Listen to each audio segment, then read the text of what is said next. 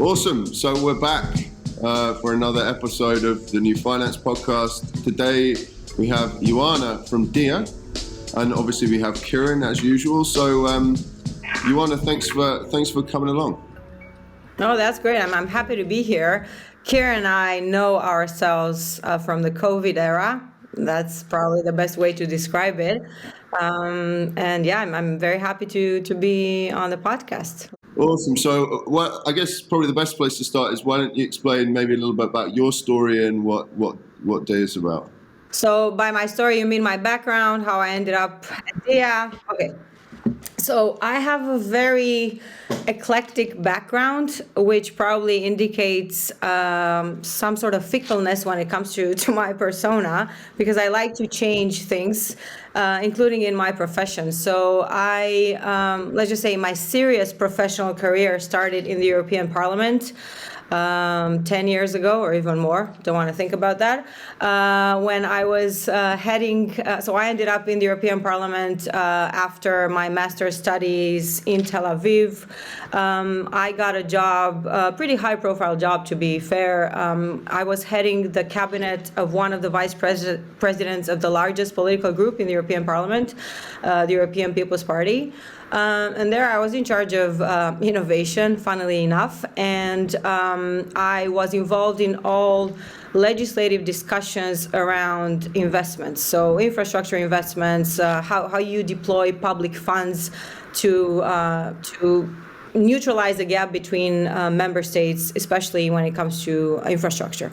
I spent some good years there, and I like to think of it as having learned how game theory and network effects work in an analog way, because being involved in politics, it's still about a community that coalesces around a central figure or a couple of central figures, and how you build, how you make that community grow. So there's a lot I've learned a lot of things that I'm now deploying in crypto. From the European Parliament, after I got really bored, I probably would have stayed less there, but I also became a mom, and so I spent a few years taking care of my daughter and just keeping this job that I had learned how to do pretty well. So it didn't require any additional effort on my side except showing up.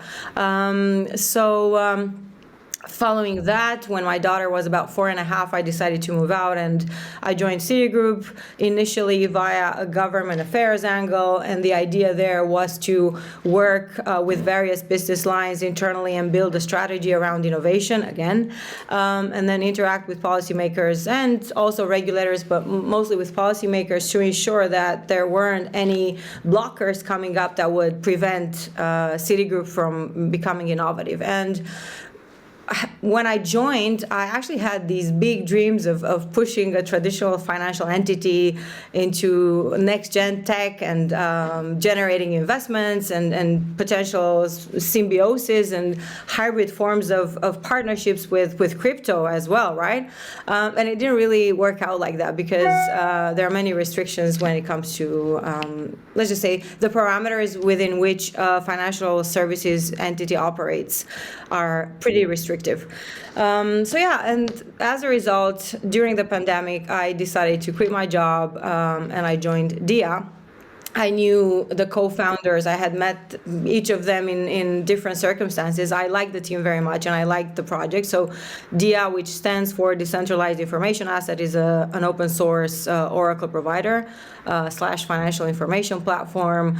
And what I liked about this project in particular was the fact that there's a strong community involvement angle. So we're set up as a DAO, and we're inserting the wisdom of the crowd in various cycles when it comes to our product, right? So from sourcing data up to validating and oracleizing the end price, for instance, when it comes to an asset in DeFi.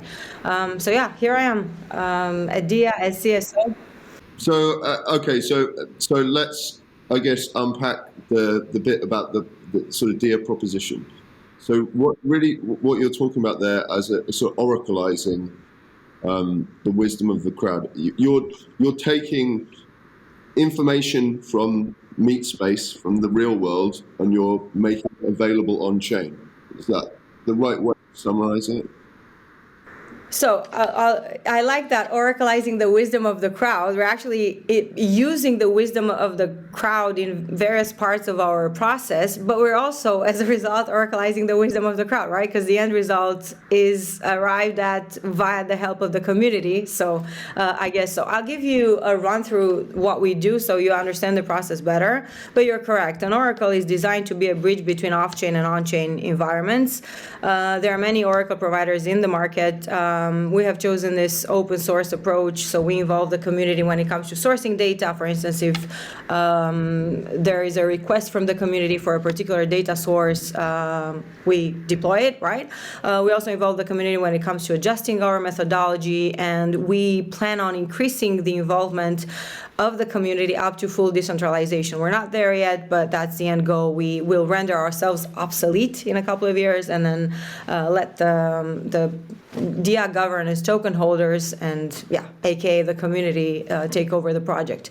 But so going back to the process, we ingest data from various centralized exchanges and decentralized exchanges at trade level. We pull it in, we perform some filtering, we sanitize it and perform some filtering around it, averaging and outlier detection. Then we push it, we put the output into the API, and from there, depending on the end customer, we oracleize it for on-chain use cases, for decentralized applications, for instance, and via the API for off-chain projects. So this is kind of a short description, a basic description of our process. Do you have regulatory status for that activity? Yeah, we do. Actually, the way first of all, the fact that the whole process is transparent. So you have full transparency in terms of data sources that you use when it comes to DIA, which no other Oracle provides. So you don't know what sources they amalgamate or aggregate to perform calculation on. You see what sexes and dexes we use for a particular price, right? So that's, the transparency angle is, the most loved, I would say, by the regulators. And we have designed the process in such a way that is a regulatory compliant. So but at the end of the day, we're a data provider. There's no regulations so far for how you provide data, even though there are a few pieces of law being negotiated currently at EU level, the Data Governance Act, and digital platforms that have a data angle attached to it from a regulatory or legislative standpoint. So let's see what's coming. But for now, we're fully compliant. And is the reason so those sort of pieces of legislation that you mentioned that are being proposed or developed, is the sort of reason or the motive behind developing those on the regulatory side because they can see that these oracles kind of present a sort of a risk to the broader market in terms of the way that they report data, and therefore they're trying to sort of create ways for them to be able to manage that risk by making sure that those companies follow various processes and procedures and policies, and that they have oversight over all that stuff. So to be perfectly frank with you, I'm pretty sure no one thought of oracles when they initiated the Data Governance Act, for instance. So these laws are designed, this is the process with crypto, right? You have various laws that are designed to tackle something, and then they end up encapsulating something else, especially on the crypto side. So these pieces of laws that I've mentioned, they are designed to enable data interoperability across the EU, to cancel segregation, verticalization, and to allow a data-driven open market at EU level. But because when you come up with a piece of legislation that is called the Data Governance Act, by default you can insert various angles that were not initially thought of, right? So it might be the case that oracles fall into that. It hasn't happened yet. I hope maybe we can cut this so the regulators don't get an idea. I'm just kidding, of course.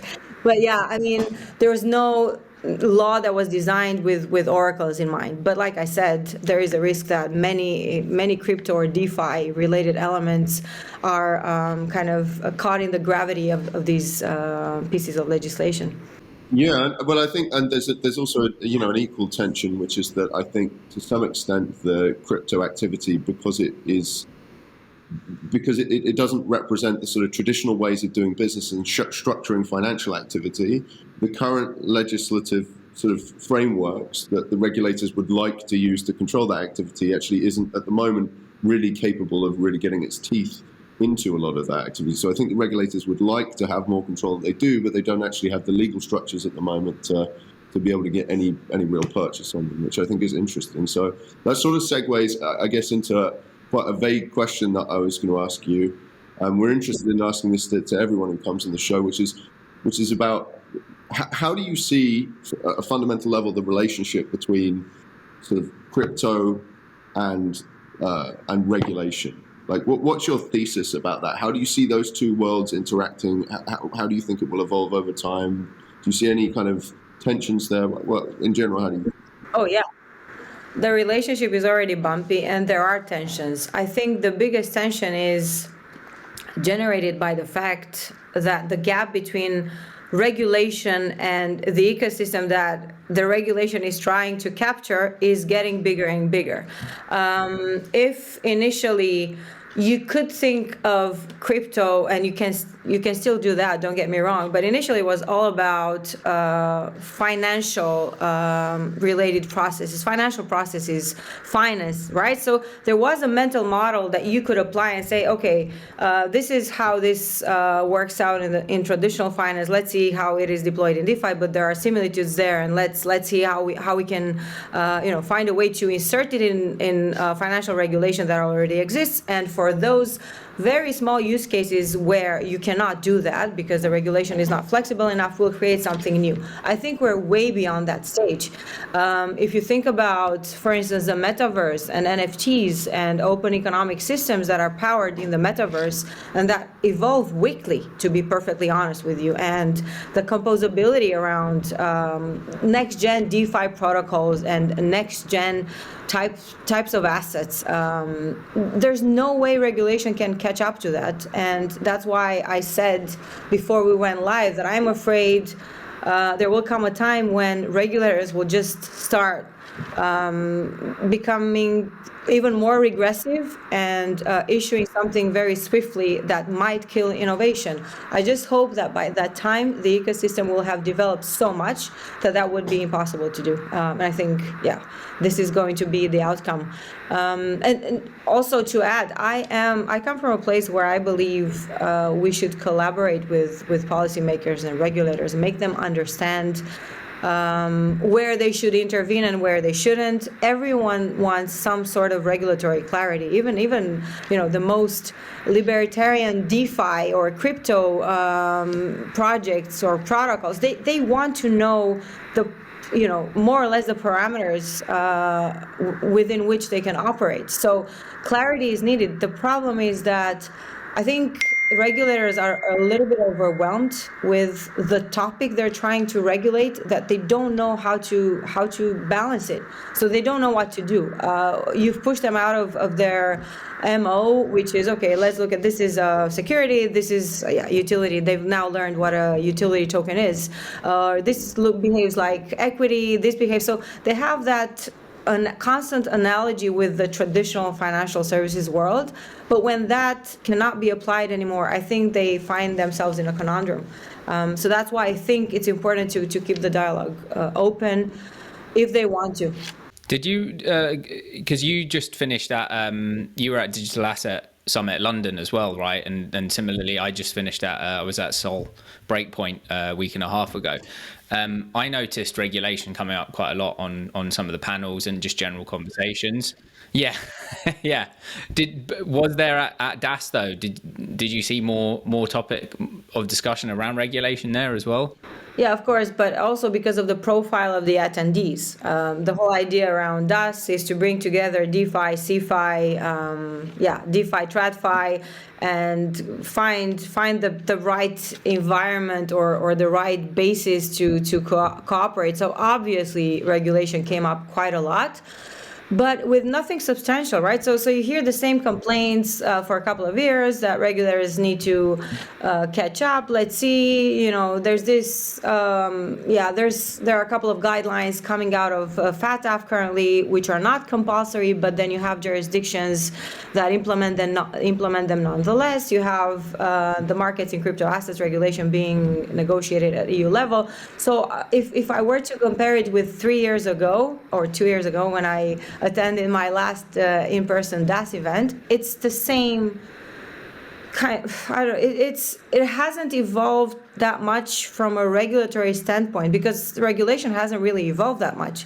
I don't want to jinx it and have Mika revolutionize the whole regulatory ecosystem, but I don't think that will happen, right? Because the discussion there and the focus there is mostly around stablecoins. So there were discussions on regulation. Of course, this is something that CeFi reps understand and want to have implemented to justify internally as well as have the peace of mind externally to engage more in DeFi and crypto. But like I said, I didn't feel like I was listening to any breakthrough in terms of how regulation will be applied. Maybe I should say that I felt that there would be more unanswered questions from a regulatory standpoint, which kind of makes sense. Why is it you think that the regulators have been, let's say slow, but why is it that you think that the regulators... Yeah, they have been slow. It's okay. I mean, they have been slow. Because, so let's take a clear example. The European level one, the European Union one, which I understand more than I understand others. So what initially happened, you have various pieces of laws. I don't know if you know them, MiFID and MiFID and market abuse regulation, and a couple of others. So initially, they were looking at tokens and how the tokens were behaving, right, in a protocol. And so they said, okay, this behaves like a transferable security. Okay, it's going to be a security. This, we don't know what it behaves like. Let's create a separate category for it. So what they did was, whatever behaves, whichever token behaves like a financial instrument, we'll incorporate it in MAR or MiFID, PSD2, AML law, etc. And there was a limit to that process because at one point you had other types of potentially more exotic tokens that you couldn't integrate in anything. So then the thinking was, we'll create something new, specifically designed to capture all of these non-financial instruments like tokens, which is why the MiCA, the Markets in Crypto Assets regulation, emerged. Then what happened was that Facebook came up with Libra, and everyone got terrified, and somehow the whole negotiation discussion, still ongoing by the way, was captured by stablecoins. Because DeFi, for some reason, doesn't represent a risk. That is not perceived as a risk, especially in the traditional institutional circles.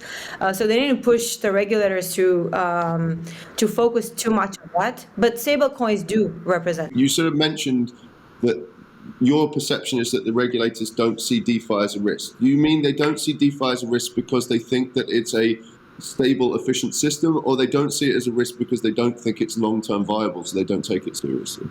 No, I said that the traditional, because you need to understand the way the regulators act sometimes is also influenced by systemically important traditional financial entities, right? So what I said was that financial institutions don't believe DeFi to be a risk, so they didn't push the regulators to also look into that.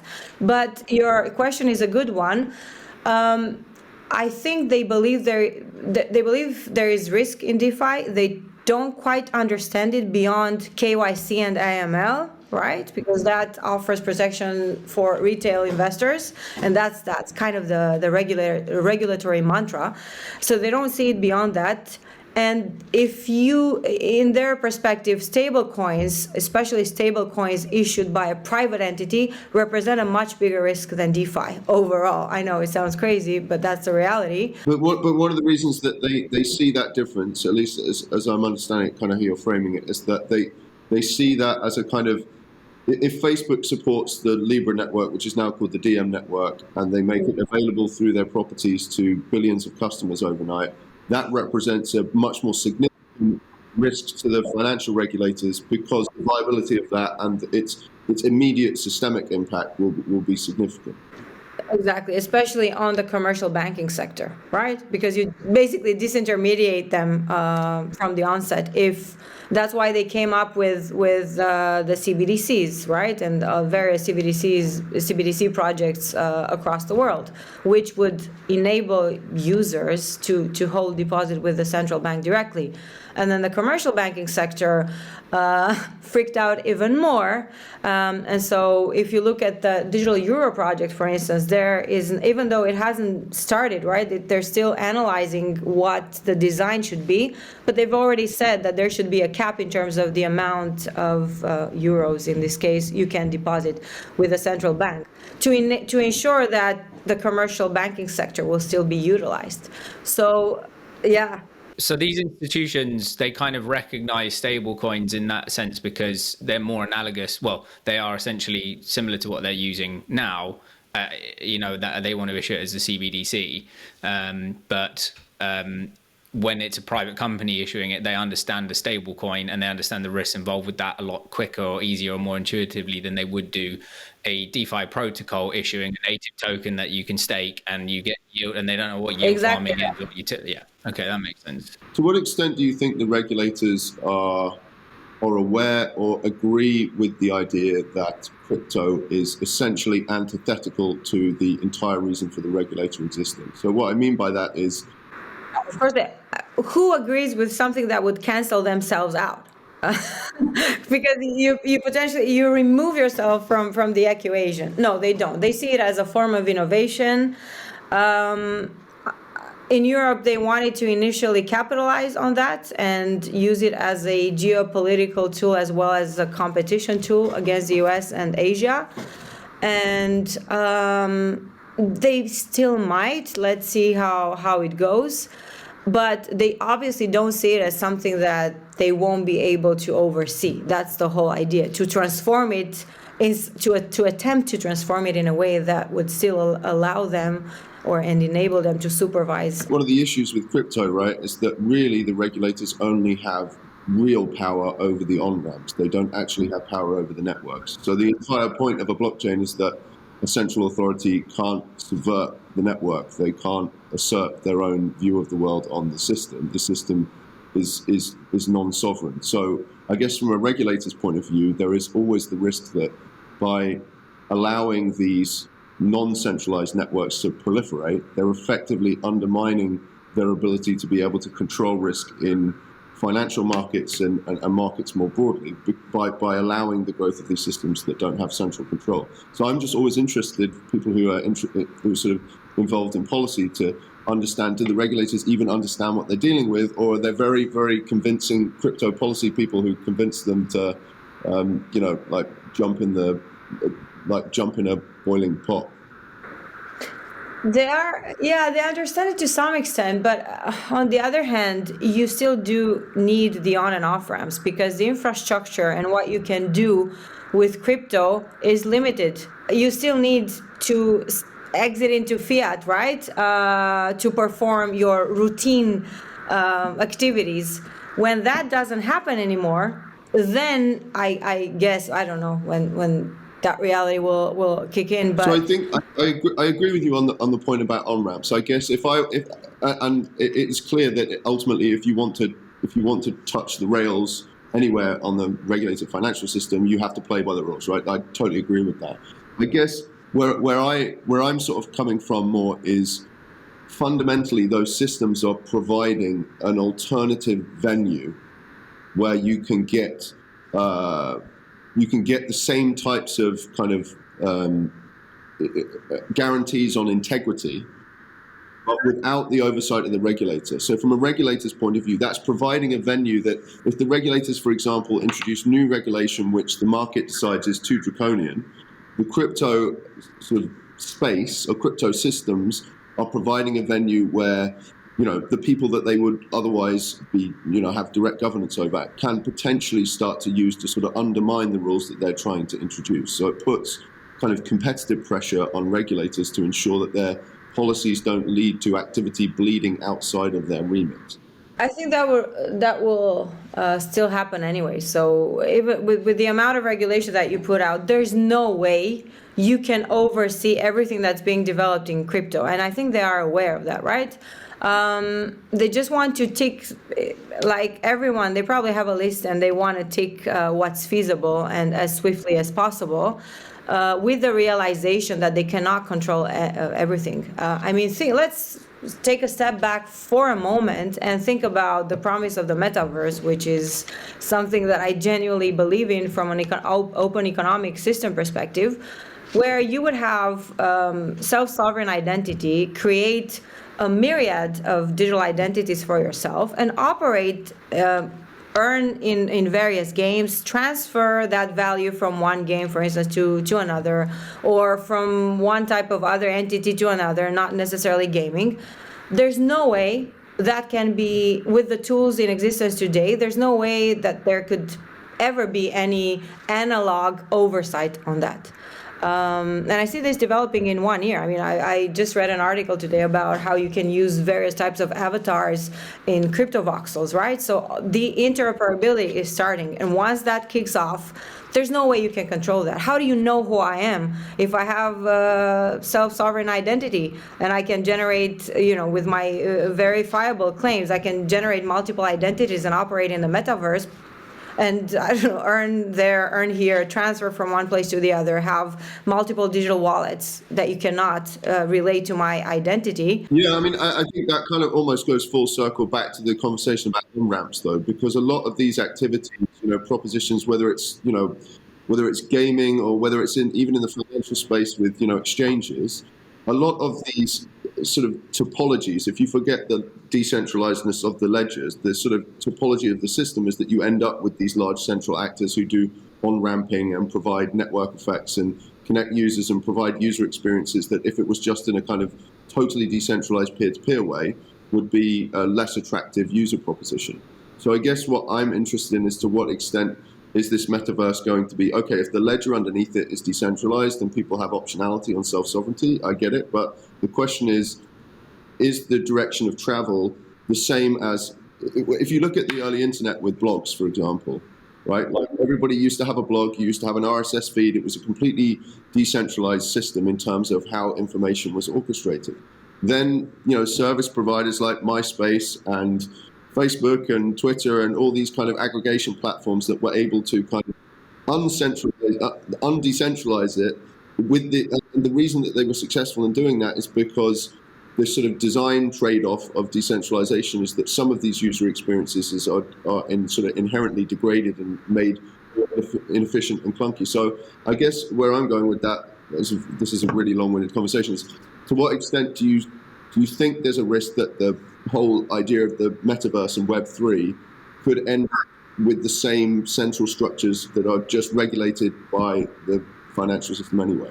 Yeah, so going back to your early paradigm, to your paradigm from earlier, what lacked, so when you had the blog and everything around you didn't have any tools that could enforce the user centricity, which you do now via the NFTs, right? Which at the end of the day represent ownership of the internet via a specific niche. So you didn't have all of that, and you didn't have an amalgamation of decentralized tools that would enforce this open economic system. And to answer your question, if I think the metaverse will be centralized, I think midterm it's going to be a hybrid between Web 2 and Web 3. Because I believe, if you look at the market cap of Web 2 platforms, it's still huge. So I think there's going to be an oscillation between Web 2 and Web 3. For instance, you can still monetize on Web 2 platforms, or no, you can actually monetize on Web 3, but then generate aggregation on Web 2 platforms. So for instance, Kieran will get huge followers on Twitter, right, which is a Web 2 platform still, but then monetize that reputation in Web3 via games, or I don't know, becoming a very famous avatar. Like Mirror, via the Mirror platform for writing, as an example. So here's something that I always wonder about, which is the crypto Web3 community is obviously extremely pro many of these sort of qualities of decentralization and self-sovereignty, right? Like more so than the average consumer. But if you look at their behavior in terms of how they organize their own sort of own community, they use, like, primarily now everybody is using Discord. Discord is a centralized service. It's not even remotely self-sovereign. You're using a kind of closed source binary that nobody can verify what it's doing, so you have no real assurances on privacy. And yet the community is unwilling to embrace other platforms that are actually built using Web3, and it has been for like many years. I mean, the crypto community used to use IRC, now they've shifted to Discord. They seem to be regressing on the principles that everybody seems to think will change the minds of the average user, and they're not the average user, and they're not changing their behavior. So it just seems a little bit like inconsistent to me. Yes, you're right, but it goes back to what I was saying earlier. You still get the user aggregation in Web 2 and then capitalize on it in Web 3, because currently, I mean, you mentioned Discord. I'm mentioning Twitter. I think that's the platform for all crypto usage, right? This is where crypto projects are being made, to be perfectly honest with you, and it's an inherently Web 2 platform. But I feel that that's changing a little bit. Have you heard of the Open Meta DAO that's now being set up, and you have all of these DAOs emerging everywhere? I think it's complicated if you think about it. It's nice to speak about decentralized coordination mechanisms, but when you put it in practice, it's not so easy, especially when it comes to a very big community. So yeah, you have to start and grow it. This is what we do. So we're a DAO. We're not a full DAO yet, but we are progressively building towards that end state.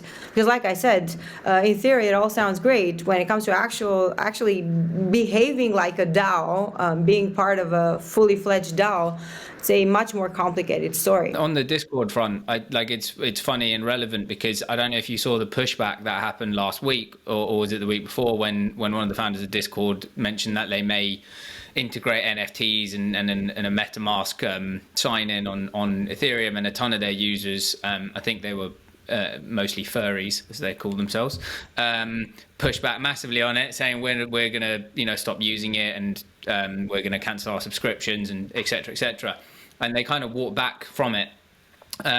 Point being, it sparked a huge conversation around what you said, Mike, with people saying we're very dependent on this centralized system, and can we build something that's better, that's more decentralized, or that's more accessible for us? And so it is interesting because these topics are kind of bubbling up, and I think some of it's hurdles and priorities, right? Where the initial priority might be building the protocol, and if Twitter or Discord is the easiest thing to use for now, fine, and we'll tackle that point when it becomes more of an issue. And it does seem like it's at least becoming more of an issue. Equally on the DAO front, interesting. I listened to a panel a couple of weeks ago with Julian Bouteloup, and sorry if I butchered his name, Gustav Arentoft, and I think Joe McCann from Microsoft, and it was called DAO or Die, and they were discussing this challenge and how MakerDAO essentially started more centralized and moved to the decentralized spectrum to where they are now, as that was the only way that they could see it making sense, whereas other people had tried to start too decentralized and nothing happened because it's such a hard coordination game. Yeah. Right, and I think I guess if I had to steelman somebody who's defending why things are not perfect yet, that I guess the steelman for that is it's still very early stages. A lot of the code needs to be written, a lot of the tooling needs to be developed. There's companies now that are trying to build operating systems for DAOs, which will make configuring the governance of a DAO orders of magnitude easier than it is right now, because it is quite complicated and expensive. There's also issues with whether it's on-chain or off-chain, and all the stuff that everybody's dealing with from a kind of performance and operational point of view as well. But I think as that stuff starts to crystallize, maybe that unlocks, more, I guess, purist activity. Yeah, I mean, it's something that I've been thinking about a lot, actually, because I think not enough is talked about this need to, a lot of these DAOs are quite loosely kind of arranged organizations. They're usually a multi-sig, right? Yeah, for sure. But then if you get quorum if you get quorum in the individuals who are being entrusted with the treasury, ultimately, bad things can happen, right? And so, Yeah, I mean, we're not there yet on Dia. And it's funny that you mentioned Maker, right? Because what Maker did, that's why it was easier for them to allocate the treasury to the community. They initially, when they released the MKRs, right, which are the governance tokens, I still think they are. I don't know. I haven't been following, but they knew exactly who they were releasing them to. So they knew the people who would be on their governance council, and they built it from there. That's why, like I said, it was easy to make that transfer of the treasury. It's pretty hard if you think about it as a founder to build a project and then in 2 years transfer the treasury and everything fully to a community of anonymous users. That's pretty extreme. It's very hard to actually deploy. I mean, it sounds very next gen in terms of mentality and thinking, but it's actually not easy to deploy. I wouldn't do it, to be perfectly honest with you. So I wouldn't just hand over everything that I had worked on for 3 years to a community of users where there's no decentralized, okay, let's maintain it in these parameters, decentralized reputation system that would allow me to filter them a little bit, to at least ensure that they're consistent with what I was trying to do with that project, and they won't destroy it in a day or sell all the tokens. This was a big topic on the panel. It was interesting hearing 3-4 different people who have, they've not just written Medium articles about it. They're like you guys, where they're actually in the weeds trying to execute or have executed, saying the reality is we're a long way away from it being simple or easy. There are still a million conversations to be had. There's still not necessarily the right tooling, like you said, Mike, or the right whether it's anonymous or not, civic identity solutions when you're trying to bring the right types of people in or vote them in, or how you manage the governance structures. That that the reality is a lot less clear than some people would kind of have you believe. Doesn't mean it's not worth pursuing, and Maker's obviously arguably done a very good job on that. But it was interesting hearing other people. It was Julian, and I think it was Maximilian from Mango Markets was one of the other guys up there, and Joe from Microsoft, saying we've looked into this or we've done it and it's really bloody hard, and we got a lot of it wrong, or we weren't able to even get it off the ground because of some regulatory unclarity, and we don't want to go to jail.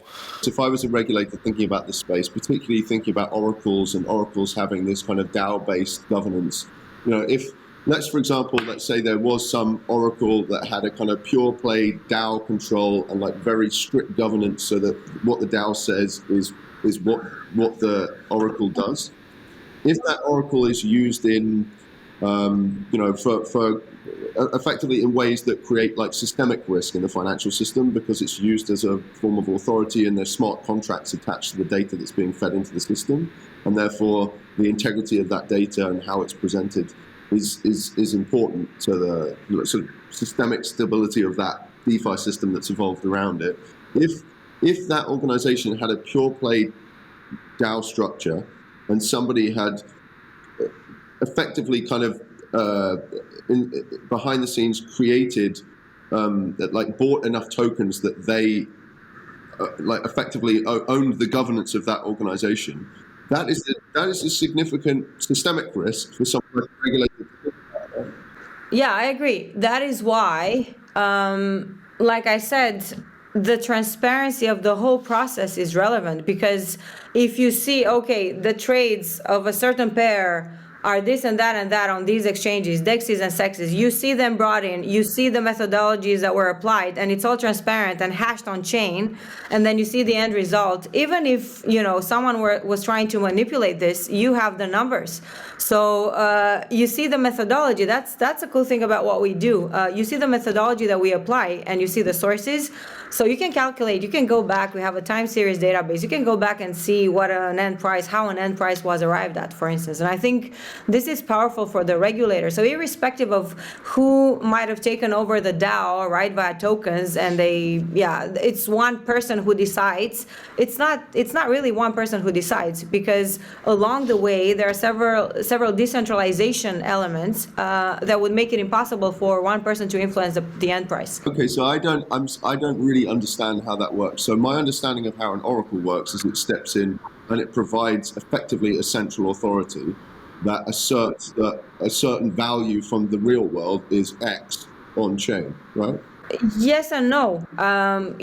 No, because then you could just take a trade from a centralized exchange and oracleize it, push it to a DApp and say that's it, which is not the case. That's why we pull many trade level data, a lot of information around trade level data, and we calculate the average price. And the outlier detection is to ensure that, if one trade is off and it's obvious, we exclude it from that calculation.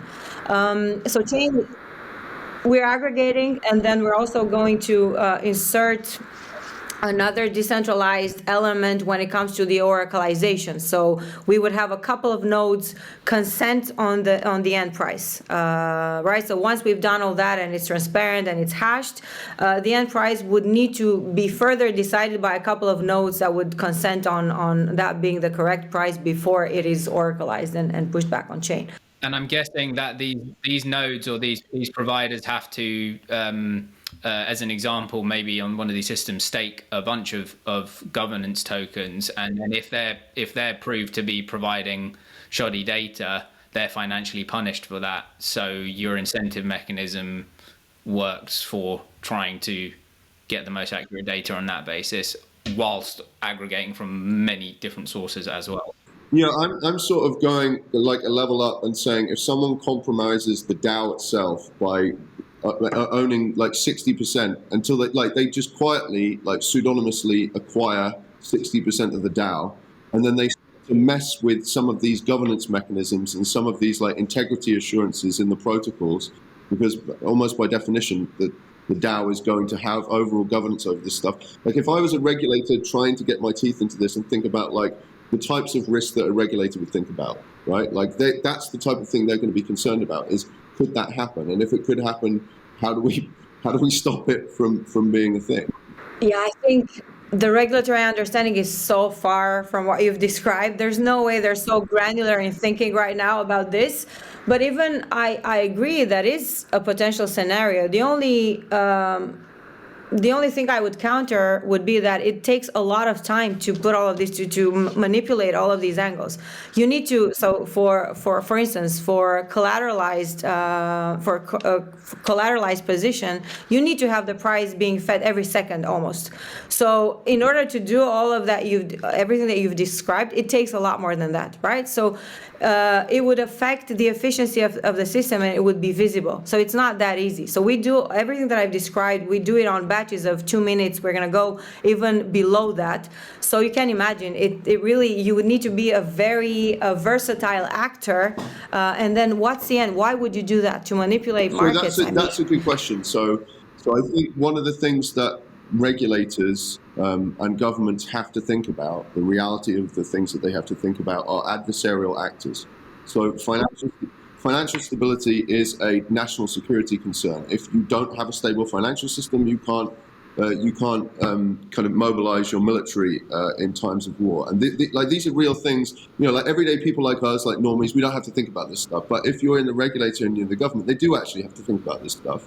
And so if I was somebody who was entrusted with thinking about national security, I would be looking at these things and saying, okay, these oracles, that let's, for argument's sake, say that everything goes totally DeFi and that everything starts to be based on data that's provided by these oracles. Like I would be concerned about, like, okay, so to what extent is this radically centralized system sort of exploitable by authoritarian regimes who themselves don't have exposure to these oracles because they've resisted crypto kind of being involved in their society? Like, to what extent does that expose us and make us weaker in certain ways?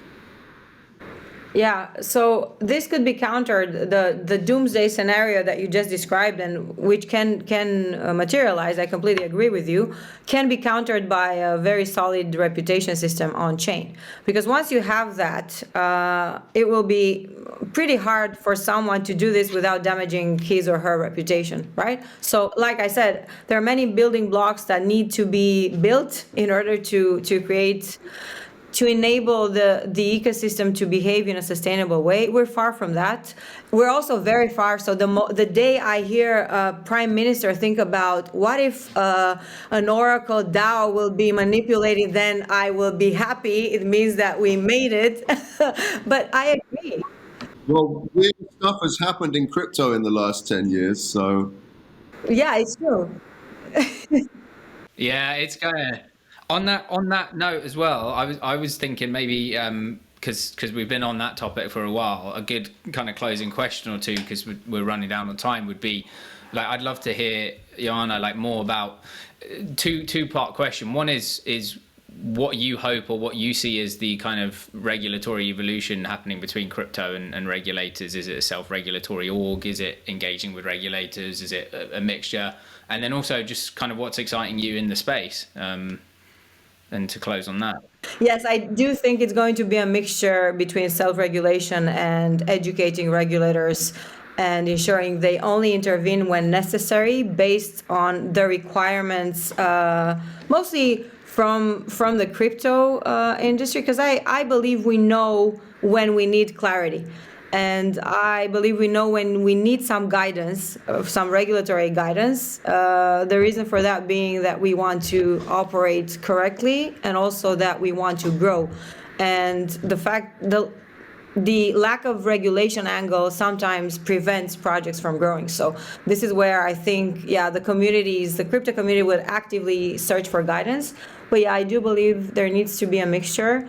I hope we will balance it correctly so that we don't have regulators, like I said at the onset, clamping down with stupid guidelines or enforcing some rules that have nothing to do or show no understanding of the ecosystem. So that's what we need to prevent, basically. I think it's a really interesting point, because there's a lot of people and projects I've spoken to, and Mike has as well, where people are either looking at building in the space or educating themselves more because they're really interested in it. And part of what's holding them back or scaring them is that there are some guidelines or parameters they would like. And they don't want too many, like you say, because it stifles innovation. But for some of them, for whatever reason, whether it's because they've got a family already or they're established or they're not, or they're doxed, that they're not far enough out on the risk curve to be happy with kind of just throwing themselves all in, and they would find some sort of clarity or guidance helpful and would probably actually push more of them to build in the space. So I just thought that was quite an interesting point to tie off the end of that. So what I'm excited about, I think I alluded to it in our convo a few times. So I'm excited of the next wave of the internet, which I see very tangible via the metaverse. So the way I think of the metaverse is a user-centric virtual shared space orchestrated by crypto tokens and empowered by distributed coordination mechanisms, which are DAOs, right? So I see the DAOs as a new form of a company, but also a new form of a political structure, if you will, an internet native political structure, because you have all of these governance issues that need to be addressed, and you have all of these DAOs being formed in an attempt to address them. So I actually see an internet native political ecosystem being developed slowly via the DAOs. And within that realm, I'm extremely excited about the prospect. I'm extremely excited about play to earn and the prospect of generating revenue in a gaming platform that you can then transfer to another platform, be it gaming or other.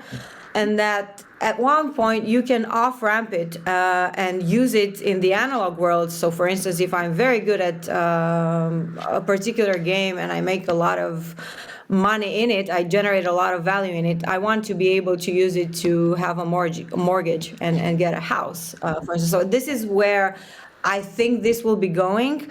And this is what I'm excited about. I'm extremely excited about digital fashion. and what that means for fashion as an industry, as well as for the boom of creativity that you see around digital fashion items, avatars, how you can combine digital fashion with DeFi, right? And NFTs more generically, how you can use NFTs in decentralized finance, fractionalize them, wrap them in fungible tokens, use them for a variety of use cases. And what excites me the most is that I believe oracles will be central to all this interoperability and infrastructure building. I think, so if you look at DeFi, it was all about emulating what happens in traditional finance. Now we've moved past that point, so you have next gen DeFi, where you create composability around some certain protocols, and you build something that's so sophisticated and has no analog representatives. So everything that's being built currently in DeFi doesn't have any link to traditional finance. So we're pushing the space into an unknown era, I guess. So I'm excited about that and how you fit that into the metaverse.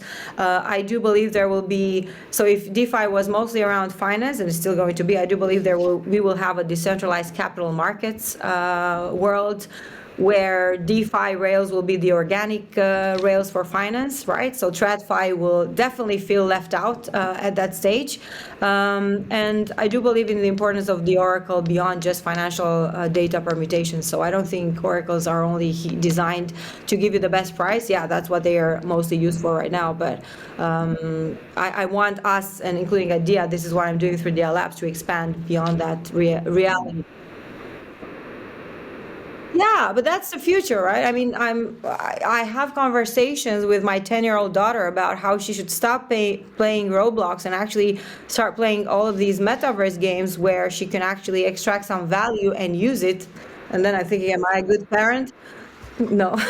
Yeah, well, we've got another podcast guest we've had on that we'll release soon, and shout out to DeFi Alliance, who Play to Earn was a big part of it, and also I know. Another shout out to Outlier Ventures and Jamie Burke. I think you've recently had a convo with him about the metaverse, and he's been backing that whole space for a long time, and Play to Earn, and just how that evolves is going to be fascinating. So it seems to be that with DAOs and a few other common themes are running through what people are getting excited about. Maybe we could leave with where people can find you, more about you. I don't know, Twitter, LinkedIn, any of these kinds of things. Would be a nice spot. All of the above, and we're thinking about opening a DIA Labs office in Decentraland. I think it's going to be Decentraland, so you can find me in the metaverse as well. I'll have office hours. Okay, cool. I'll find a. What is your Twitter handle though, just so that people know? At ISURPATANU. Thank you so much. It's really appreciated. And look, we'd love to have you on again sometime, and we can go into even more details. So look, thanks a lot. Of course, it was really great to chat with you guys.